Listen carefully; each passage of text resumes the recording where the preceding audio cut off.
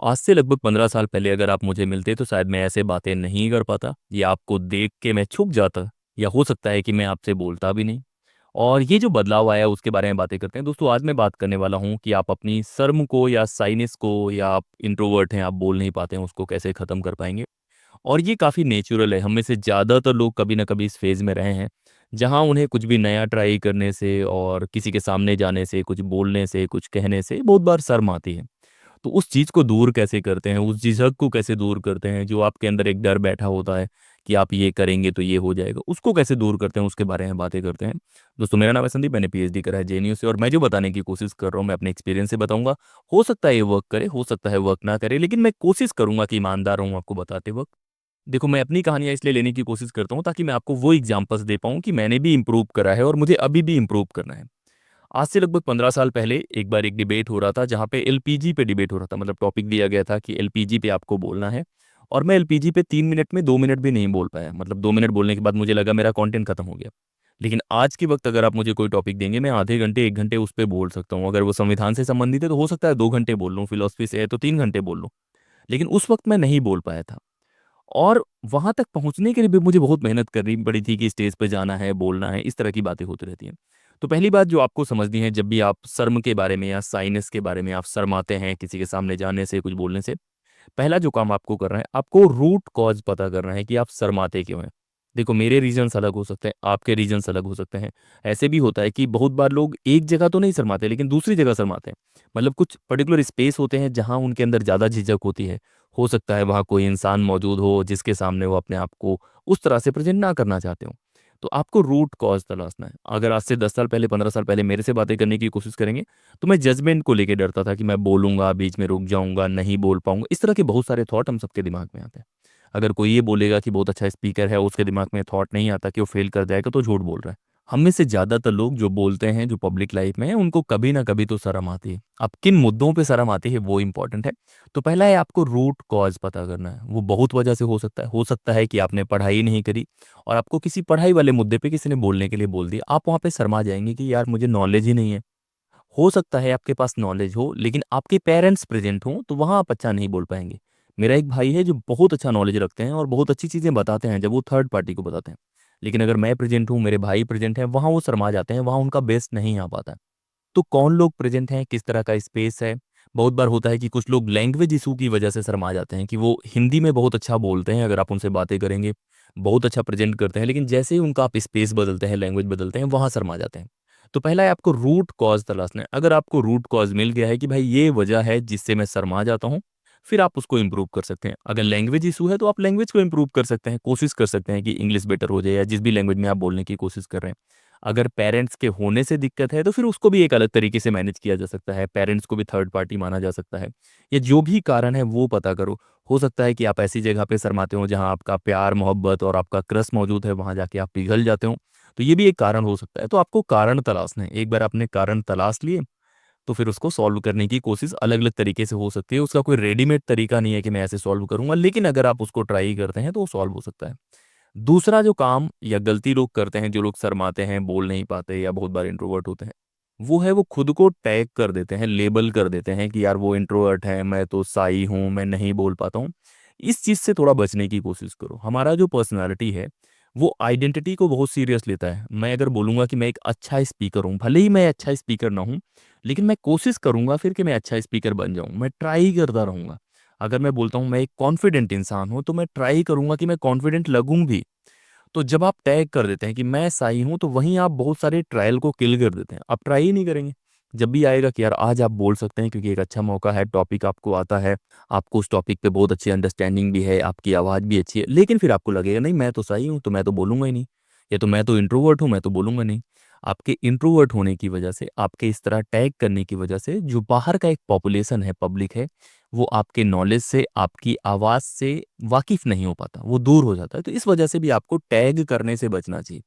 हो सकता है आपको लगता है कि आप बाकी लोगों जैसा नहीं बोल सकते, हो सकता है कि आपको लगे कि आप सही भी हैं, लेकिन जब आप खुद को ब्रैकेट कर देते हैं कि यार मैं तो ऐसा ही हूँ, तो आप ट्राई ही नहीं करते।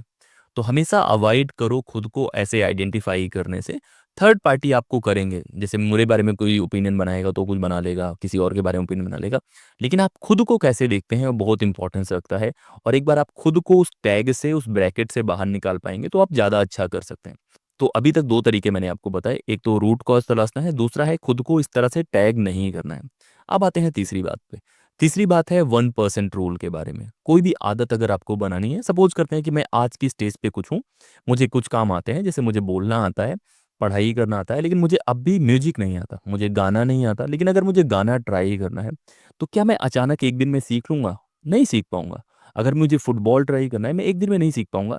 लेकिन अगर मैं धीरे धीरे करके ट्राई करता हूँ, मैं सीख सकता हूँ और मुझे पता भी नहीं लगेगा, क्योंकि मैं अचानक से बोलूंगा कि आज से मैं फुटबॉलर हूँ, मेरा पर्सनालिटी बोलेगा तुम तो स्पीकर थे, तो उसमें एक रेजिस्टेंस होगा। तो बेहतर है कि हम धीरे धीरे करके इंप्रूव करने की कोशिश करें।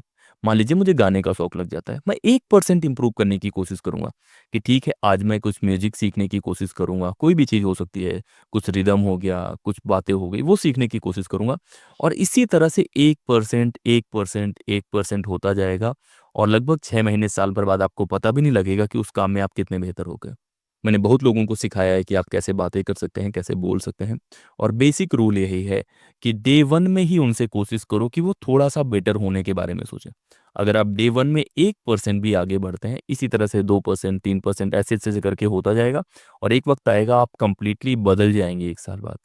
तो कभी भी अचानक से ऐसे मत करो कि यार कल तक तो मैं सही था, आज मैं जाऊंगा एकदम तूफान मचा दूंगा, जिससे मिलूंगा उससे एकदम बातें करूंगा। ये बहुत मुश्किल काम है। आप जाएंगे कहीं, थोड़ी बेइज्जती हो जाएगी, लेके वापस आ जाएंगे, फिर आप ट्राई नहीं करेंगे। धीरे धीरे करके इंप्रूव करना है, चाहे वो बोलने के बारे में है, चाहे लिखने के बारे में, किसी भी काम में जहाँ पे आपको लगता है यार मैं थोड़ा सा नहीं बोल पा रहा हूँ, या मैं थोड़ा सा शर्मीला हो गया हूँ। बहुत बार ये केवल बोलने के बारे में नहीं होता, बहुत बार कहीं आप प्रेजेंट भी नहीं होना चाहते हैं, जैसे किसी शादी में है, बहुत लोग मना करते हैं मैं नहीं जाऊँगा वहाँ पे, लोग होंगे, उनसे बोलना पड़ेगा, उनसे बातें करनी पड़ेगी, तो वो भी आप ट्राई ही कर सकते हैं। और कहा जाता है कि डर के आगे जीत है। तो अगर आपको कोई इंसान पसंद है, अगर आप किसी से कुछ कहना चाहते हैं, आपको कोई जॉब पसंद है, आपका कोई ड्रीम है, तो आप ट्राई ही करेंगे तो हो सकता है। तो ये तो तीसरा तरीका हो गया कि आपको आइडेंटिफाई करना है कि भाई कौन सी आदत इंप्रूव करनी है, फिर उसको 1-1% कर करके आगे बढ़ाते जाना है। चौथा काम जो करना है वो है आपको कंपेयर नहीं करना है। अब हम में से बहुत सारे लोग होते हैं, हमें पता है कि हम सोसाइटी में एग्जिस्ट करते हैं, बाकी लोग भी एग्जिस्ट करते हैं। मैं हूँ, मेरे से बेहतर लोग भी होंगे, मेरे से थोड़े से कमज़ोर लोग भी होंगे। पूरे टाइम अगर मैं कंपैरिजन में ही लगा दूंगा तो मैं इंप्रूव कैसे करूंगा? देखो, लोगों को नोटिस करना डिफरेंट है। मैं कोई काम कर रहा हूँ, मैं देखूंगा यार उसने क्या शर्ट पहन रखी है, कैसे लग रहा है, क्या है, वो सारी चीज़ें नोटिस करना इज गुड, उसमें कुछ भी गलत नहीं है। बहुत बार कंपैरिजन भी ठीक है कि भाई मुझे कहाँ इंप्रूव करना है। लेकिन अगर आप पूरे टाइम कंपेयर ही करेंगे और खुद को हमेशा कम आंकने की कोशिश करेंगे तो बहुत मुश्किल होने वाला है। फिर आप क्या करेंगे, आपका जो सेल्फ कॉन्फिडेंस है ना वो डाउन होता जाएगा। तो आप कंपेयर इस हद तक करने की कोशिश करो जहाँ पे इम्प्रूवमेंट के चांसेस हों, जहाँ आप थोड़े कॉन्फिडेंट फील करो, कुछ नया ट्राई करो। और उस कंपैरिजन के लूप में फंसने की ज़रूरत नहीं है जहाँ पे आप हमेशा डर जाओ, हमेशा उस रेस से बाहर जाने की कोशिश करो। अगर आप मेहनत करते हो, अगर आप डेली अपने डिसिप्लिन में लाके कोई ना कोई ट्राई करते हो, वो इम्पैक्ट करता है। मतलब जो कंसिस्टेंसी है ना काम की, कोई भी काम लगातार आप करते रहते हैं, रस्सी होती है ना कुएं में जैसे जाती रहती है, देखना वो पत्थर को भी काट देती है।